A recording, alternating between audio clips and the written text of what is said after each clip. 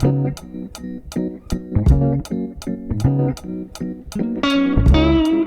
welcome to Clark-Asberry Homestead Ranch, where our motto is, we love to eat. We love to eat. So come on, follow me. I'm gonna let you see what's going on here first.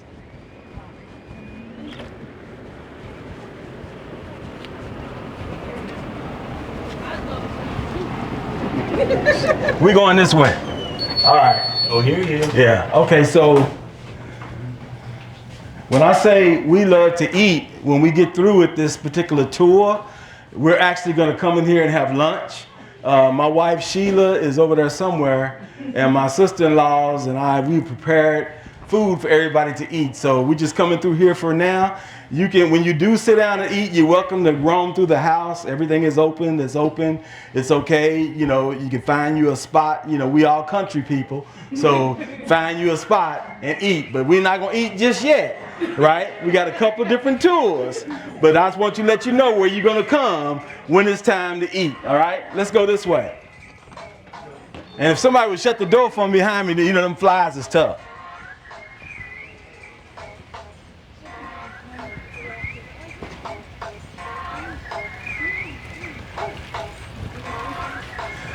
So this is, I'll wait till everybody come on out. Oh, is that your phone? Oh, I'm sorry. Yeah, I need to turn it off. I thought it was music playing. I was like, Yeah, it's my phone. You're good.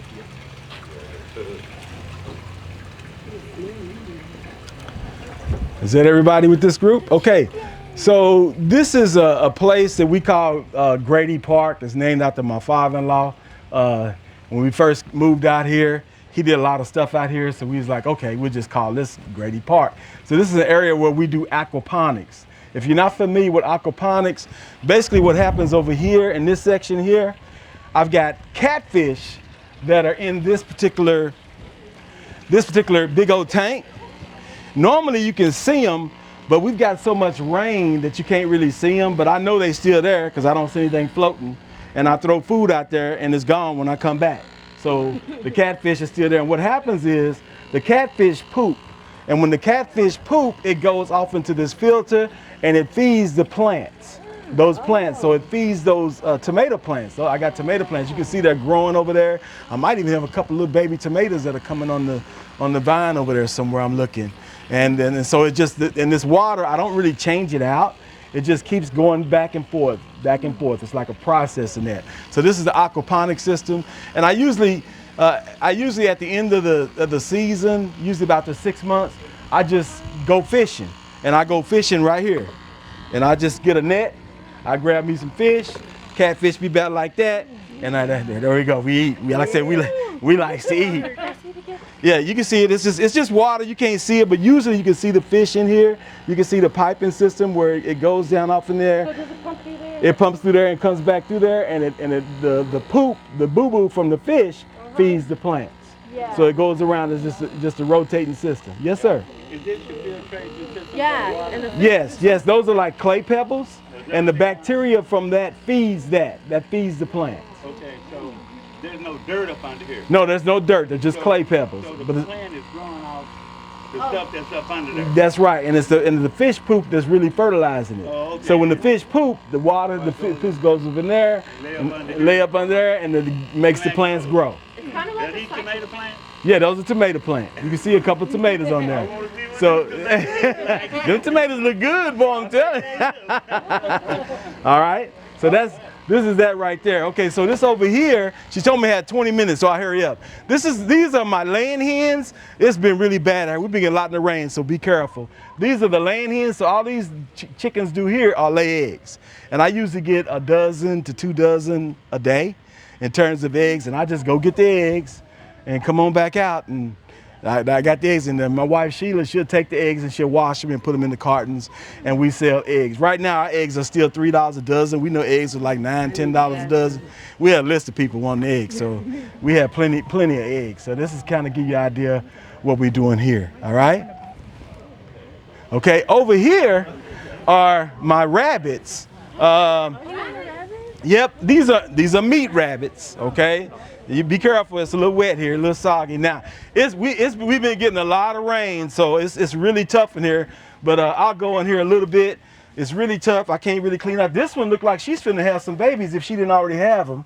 And then this one has babies over here. So I would like to get You in can there. see. I want to get a You can see the rabbits. You can see her. Let me see if I can grab one. Oh, they're so cute. I know, right? So cute. Here's one of the little rabbits. No way, Jerry! Hold that still. Hold. And there's some over there. And normally with the rabbits, It's so they usually cute. have rabbits every 30 days. Oh, is he peeing? Yeah, he said, Oh. "Yeah, I'm gonna pee on you." Okay. They usually have rabbits every 30 days. They have anywhere from 1 to 14. So we got a lot of rabbits. So Oh, these rabbits are so cute. yeah. So these are the rabbits. I'll put him back.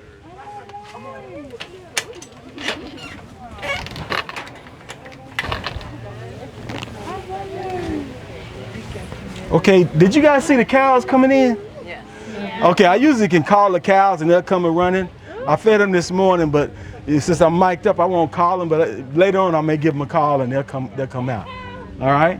All right. Let's. You can see on the back porch, I got a lot of tomatoes and a lot of peppers and things that are growing. Usually, what I do is I let them grow in the pots for a while. After we do the seeds, I let them grow inside, and then I bring them out in the pots, and then I transport them either to the greenhouse or to the back of the garden. And that's what I do. And so what we do here at Clark-Asberry Homestead Ranch, our goal is to not only eat, but to serve the food that we eat. We have a farmer's market every Saturday, starting this Saturday from 9 until 12. And people come out and they get our food, whether they're chickens or whether they're rabbits, whether they're beef, whether they're vegetation and stuff like that. And what our plan is, and I'm gonna take you to, and I'm gonna show you more of our plan. We usually have the farmer's market in here, but now we're getting ready to have it back here real soon. Come on, this is a work in progress. Yes. I got a question for Yes, sir. you.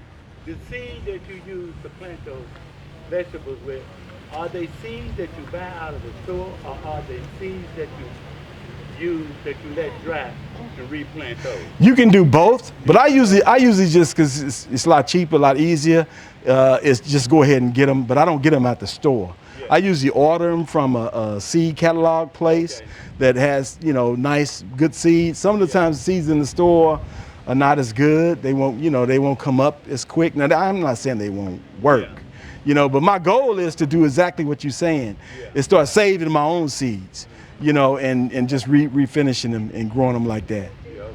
All right? Because they got fruits and vegetables out here that don't have seed in them. Uh-huh. And I kind of don't care for right. don't have a seed. Well, all our stuff got seed in it. All right. No recalls here. Come on, let me take you back here.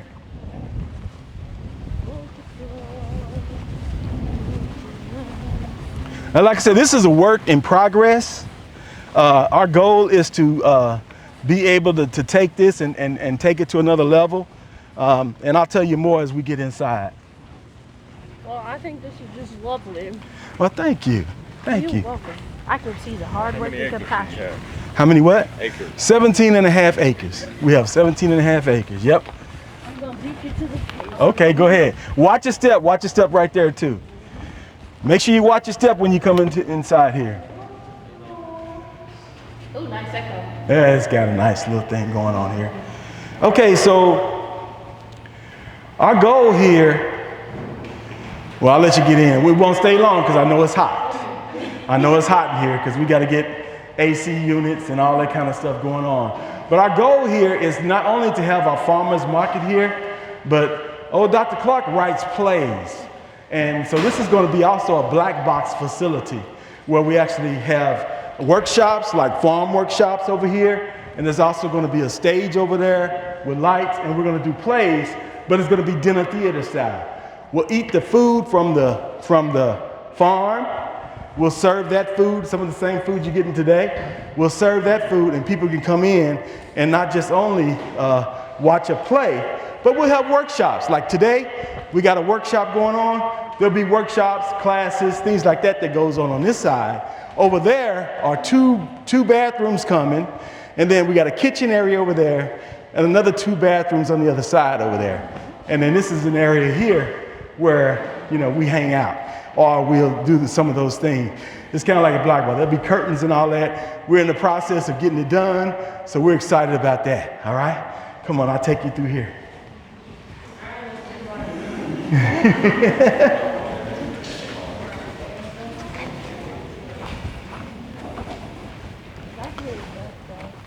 So I got a lot of work to do, especially right here. We had a big problem with deer. Deer would come through here all the time, and deer would eat up all my watermelons and all my stuff.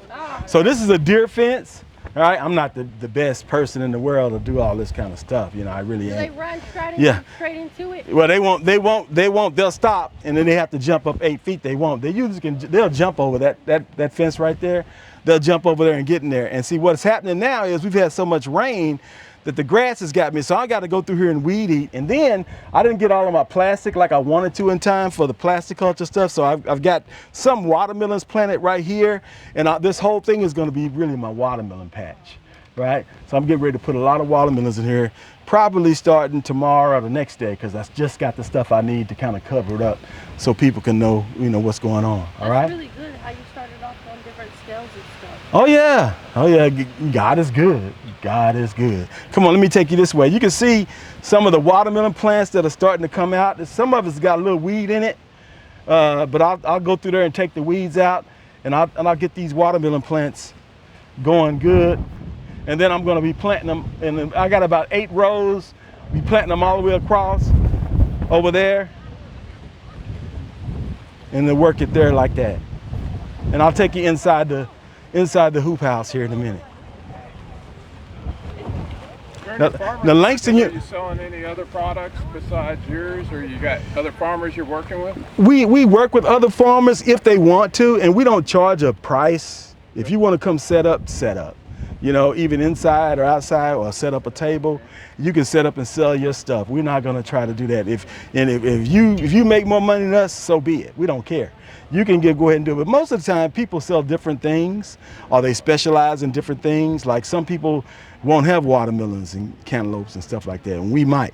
You know, but we'll still have tomatoes and some of the basic stuff. But some people can look around, and then we have a lot of different varieties. And you'll see that, you know, we like the orange brandywine tomatoes, Cherokee purple tomatoes, different colors of tomatoes, you know, all that kind of stuff. So it just depends on what you want. But yeah, if you're a farmer, and I encourage you, if you're a farmer, a rancher, you want to come out, set up your stuff, you can come out here and set up. And then we get people coming in all the time. You know, from 9 to 12, people are here. And they get the stuff, and you know, sometimes we sell out, and if we don't sell out, then we work with some other people to where we get rid of that stuff, or we can it. You'll see that too. Yes, ma'am. What percentage of shade cloth do you have? I don't even know. I just know it's shade cloth, but it works. I don't know. If you can figure it out, or maybe Micah or somebody from Langston might be able to tell you a little bit more about how that works. But I know it gets hot in there, and I promise we're not going to stay long because it gets hot. Come on, let's go this way. These are leeks. Micah gave me these are like onions. And so they kind of grow year round. You can see they're real big. My wife may have put some of them in some of the food, but you can see that they're real big. And so I just come out here and pick them and go for it like that. All right. And so they're spending time over there. So we're going to go over here.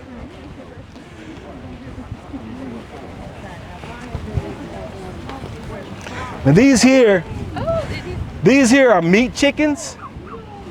These are meat chickens. They're like a chicken tractor. What happens here, I got chickens on this side and I got turkeys on this side. These are Cornish cross chickens. So we're gonna have some chicken today in there, and these are those chickens. Oh, these are their chickens. But these aren't these. Well, it's their cousins. They. Where's Jalen's Pete D'Anthony? She's very upset. Oh, okay. Well, I'll tell you what. She's talking about a student that had one of the chickens.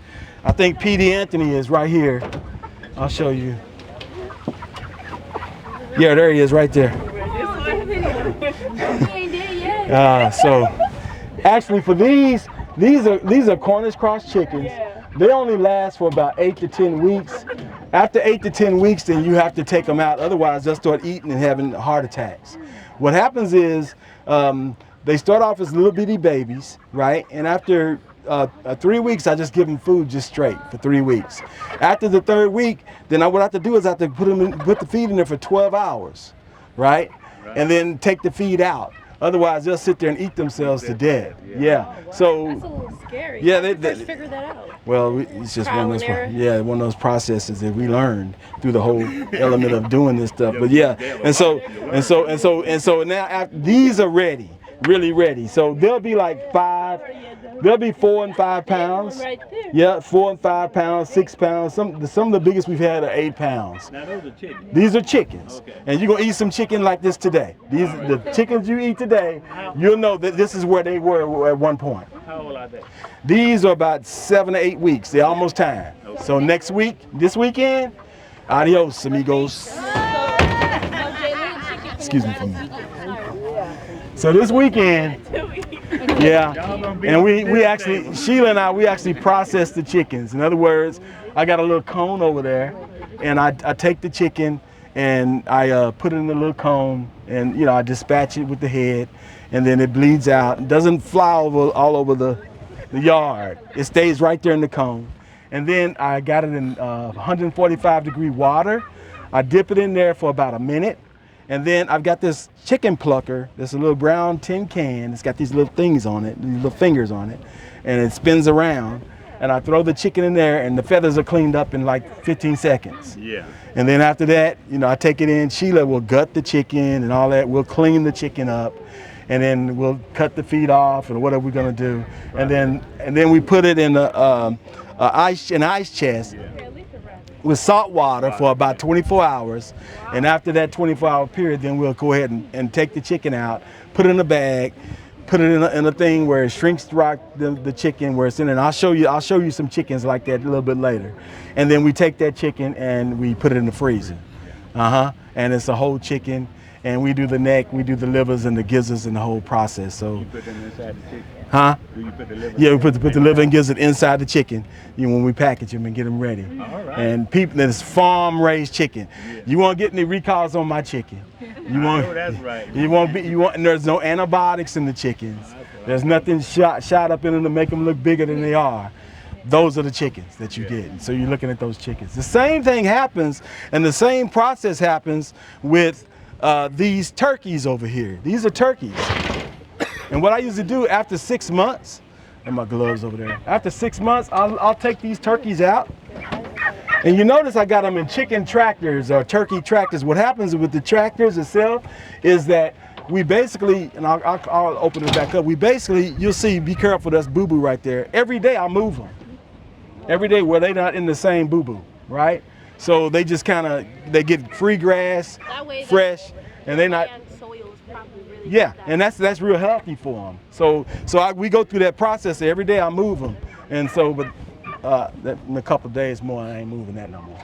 But this here, and the turkeys. Actually, what I do with the turkeys take about 6 months before they're ready to be processed. And so I usually put the turkeys in there with those chickens, and I gotta kind of got it off in half, and then people already have ordered my turkeys.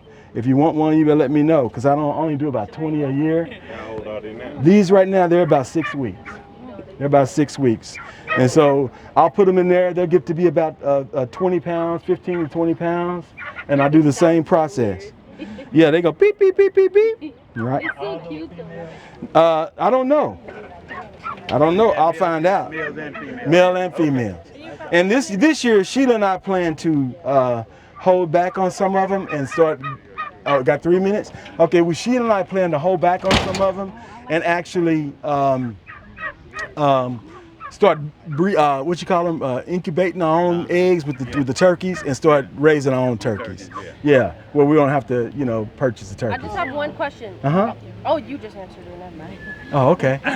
Do Yeah. you breed them? You don't purchase them, or do you purchase We purchased these, but we're gonna start breeding them ourselves. really good, yeah. Yep. So we don't have to worry about that in that whole process. Okay. So they told me I got a couple of minutes. I'm gonna take you back inside for a minute and show you the final process and what we do. The cows, I don't know where they at. Yeah. But what if it did? What if it did?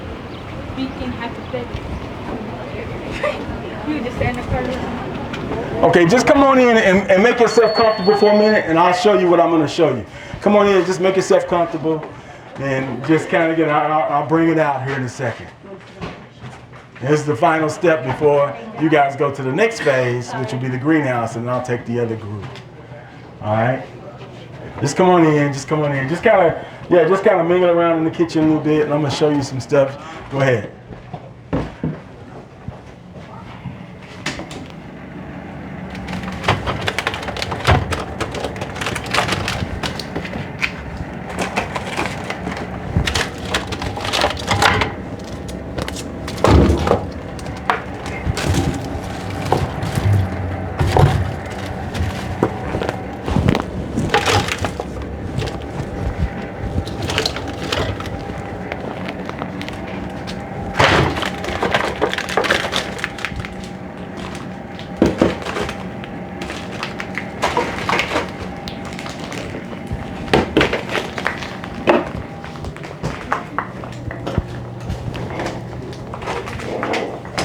Okay, this is just a little show and tell, so to speak. So I'm just going to pass these around. You can just kind of pass it around, pass it around. This is some of the steak we have. These are our chickens when they finally process, right?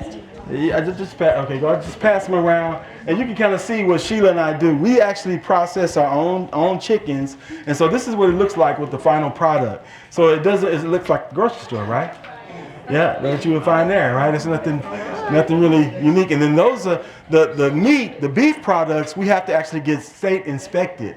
So in order for us to sell it, so the beef there is state inspected. There's different types of steaks. I got T-bones and some other stuff in there. I didn't bring all those out, but you know. You want the other group to meet in here? Yeah, I'll just meet it like right out front. We'll just do that and I'll take them through here, right? So remember. Again, this is Clark-Asberry Homestead Ranch, run by my wife Sheila over there and myself. And we love to eat. So when you guys get through with the other tour, feel free to come on in, get you something to eat. You can tour the house, because a lot of people like to see the house. You can tour the house, do whatever we want to do. Make yourselves at home, make yourself comfortable. Find you a spot. If it's not that clean, my bad. It's been rough, so I haven't got there yet, but I'm getting there. All right?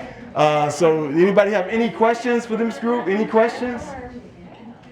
Any questions? Nobody? I want to tour the house. Okay, just make yourself at home. Just go ahead and do what you need to do. You can tour the house. All right, but you guys have to go before that. You have to go to the other group, and then we flip, and then you can come back and tour the house. All right? All right? So that group is meeting me out there, so you guys are going to go over there to Micah. So let's just go ahead and work our way that way, and I'll take the other group around. All right?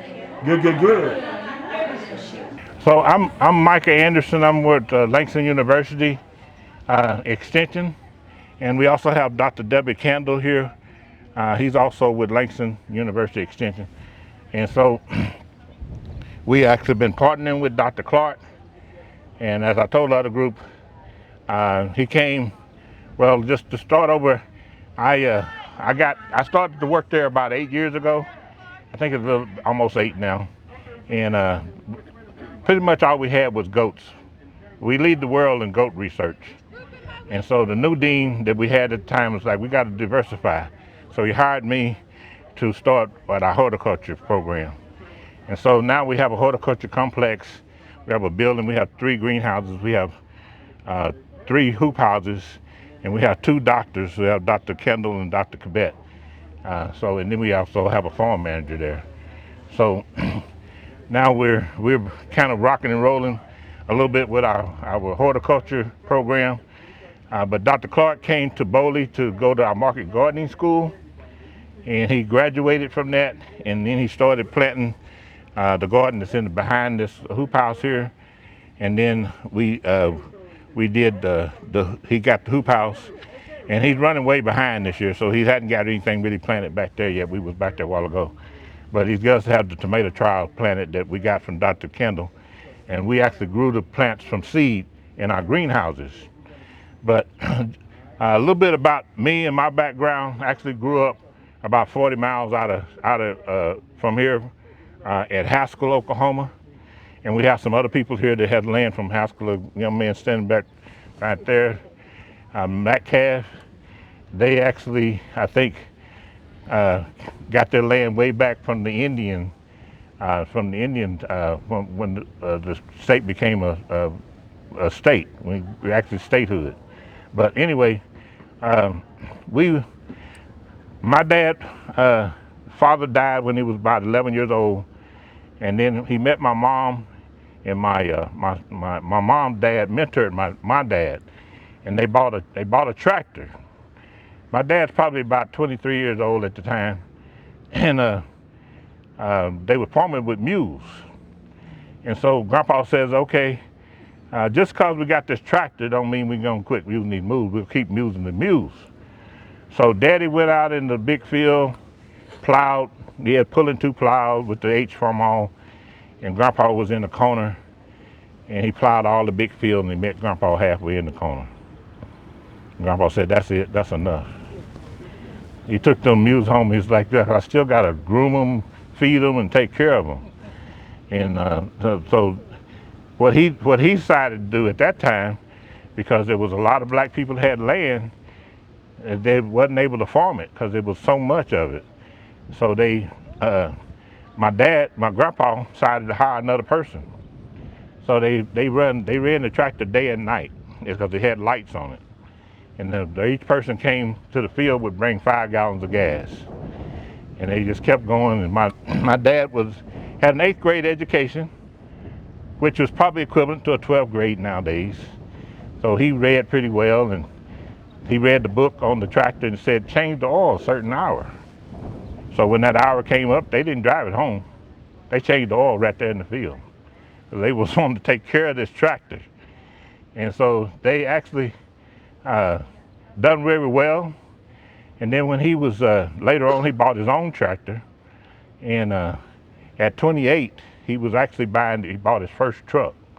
Because when he bought the tractor, he got a trailer with it. So he was taking produce and stuff to the market in the trailer. And then in 1949, he got his truck, and then he was able to do a few more extra things with that truck.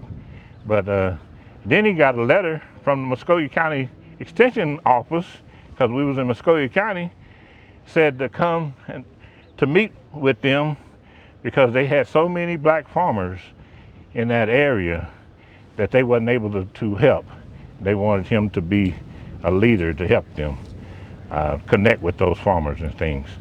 And so I said that to say this is that we came up here a few years ago and put plastic in the back, and then later he got the hoop house, and so that's a newer technology. So as we try to feed more and more people, we have to be able to accept to go to newer technology, be able to extend our season, and be able to grow more food. So this actually hoop house is actually another form of plasticulture because it's plastic, but it's just over topping instead of laying the plastic right on the ground. So this has been a great collaboration with Dr. Clark, to bring small farmers to see what he's doing with the animals and how he actually provides people a market on Saturdays for people to come buy fresh food in North Tulsa. So this has been great.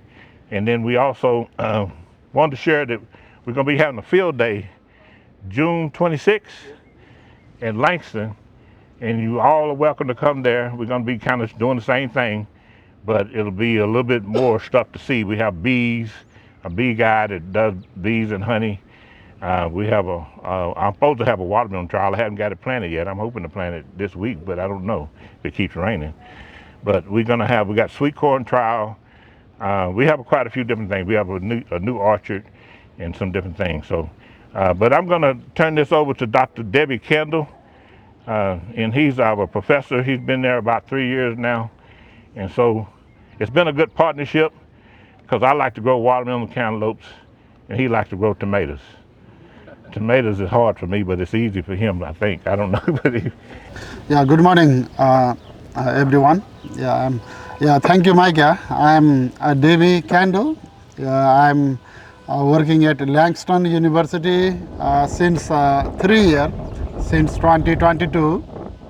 With the collaboration with the team, with the Micah. We have been working on tomato, ginger, and the eggplant in the Langston University. And one of the work that we work with the Micah and the Dr. Clark here is on the tomato. We are evaluating the different varieties of the tomato like slicer type and the cherry type in plastic house like a hoop house here behind us, and open field, and also on the low tile on the row cover, just covering the few row with some sort of the cloth. So we evaluating those tomato production and comparing which one is more commercially profitable and which can produce the more good flavor, good taste. And what we're doing on the Langston, we evaluating the 4 different varieties of the tomato slicer type and the 2 different varieties of the cherry type. And we evaluating those on the hoop house and also on the open field and also on the row covers in the called micro tunnel. And since we're doing since 2022 season, and what we found from our experience at the Langston at the first couple years is when we grew on the hoop house like behind us, this hoop house keep warm during the early spring because we able to plant on the middle of the March where the night temperature is below 32 degree Fahrenheit. On the open field, generally on the Oklahoma, we plant tomato after the tax day. Tax day means April 15. That's the only time the temperature outside allow to have the plant tomato and other vegetables. But with the use of this plastic house, we can plant middle of the March. So almost 5-6 weeks early than the field planting, and so that's why we can harvest the early. And we see here we put some shade cloth on the top that can keep the temperature down when the temperature is extremely high during the month of the June and July. So that's why we can keep harvesting until the September.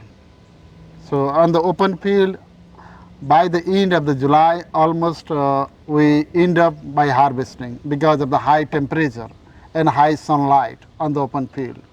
But with this structure, with the shade cloth, we can keep harvesting until the last week of the September. So that's kind of the great season extension. And other trial we're doing in the micro tunnel, and also we planted those on the micro tunnel on the 3rd week of the March, and still the plants are good on the Langston. So maybe now we can. Yeah, if y'all want to take a look at the tomatoes in there, Yeah. you're welcome to do that. If you got any Yeah. questions, just ask them. Yeah. Ask us or him. If it's on tomatoes, he probably can answer. Can you talk about feeding the tomatoes as well as pest control? That's the 2 big things. Oh yeah, yeah. Thank you for those. We have about 3 minutes. Okay. Yeah. Thank you. Here these are the tomato. Here you see the tomato case. There are the different way of the trellising the tomato. In the Langston we do differently. Here this is the first year trial, and for the tomatoes, for the fertilizer for the feeding, generally at the beginning we would like to fertilize more nitrogen and phosphorus type of the fertilizer, and for that we use 20-20-20, 20-20-20 the NPK, and from the beginning we also provide the calcium through the calcium nitrate, because if we don't give the calcium, we get the one disorder called the blossom end rot. And so that's why from the beginning we give the calcium nitrate. And when the tomato plant starts flowering, then we provide a little bit more potassium type of the fertilizer that can help more flower and having the fruit size bigger. So at the beginning more phosphorus and nitrogen, and after the flowering more potassium, but still we have to keep the nitrogen and balanced, and the calcium throughout the growing season. And the tomato is heavy feeder, so when we apply the fertilizer, instead of applying all the fertilizer at once or only few application, we suggest to apply every week with the water soluble fertilizer, or if you can't do every week, at least once in every 2 weeks. So that provide more responsive to the yield and quality. One thing I forgot is that canister up there. Yeah. It's up to the water hose, Okay. and we can put fertilizer in there to feed the plant. Okay.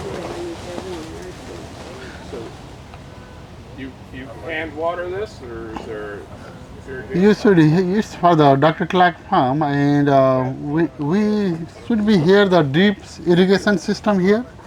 I think I have to ask you the mic, maybe drip irrigation. Okay, we gotta wrap up and we're Okay. heading in for lunch. Okay, thank you. Thank you so much. Yeah, thank you so much.